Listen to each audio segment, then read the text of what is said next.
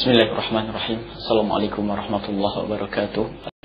Yang membatalkan puasa ada 9. Yang kelima adalah hilang akal. Hilang akal adalah membatalkan puasa. Hilang akal membatalkan puasa. Cuman hilang akal ada 3 tingkatan. Tingkatan yang pertama yang paling dahsyat adalah gila. Orang gila itu batal puasanya. Dia pun gilanya sebentar. Puasa seharian, gilanya sebentar, 1 menit, batal. Orang gila, batal puasanya. Selesai. Kemudian, hilang akal tingkatan yang kedua adalah orang pingsan, orang mabuk. Kalau pingsan dan mabuknya itu, ini tengah-tengah, nanti ada yang terakhir yang ketiga.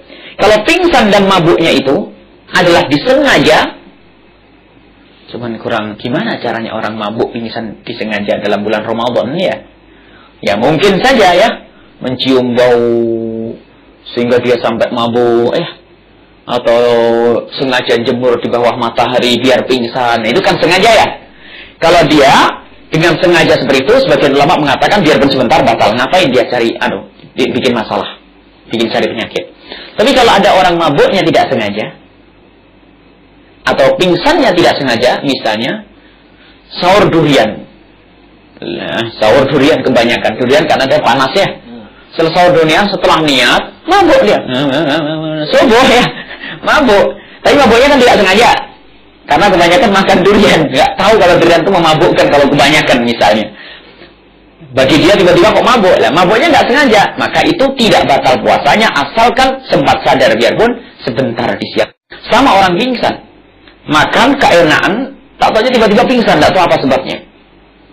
Itu tidak batal puasanya asalkan sempat bangun biarpun sebentar.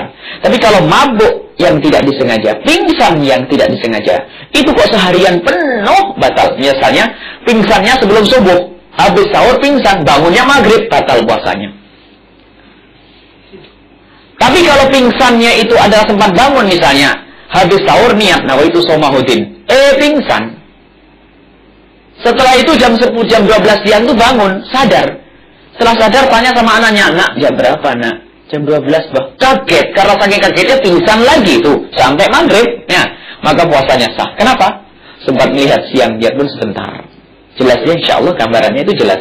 Jadi belajar, insya Allah gampang belajar fikih, nggak ada istilah setengah paham, harus jelas. Baik.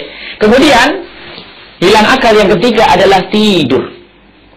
Nah, cuman perbedaannya dengan yang sebelumnya, kalau tidur itu biarpun seharian penuh, habis sahur tidur sampai maghrib, itu nggak batal puasanya. Cuman ini manusia atau bukan? Tidurnya seperti itu.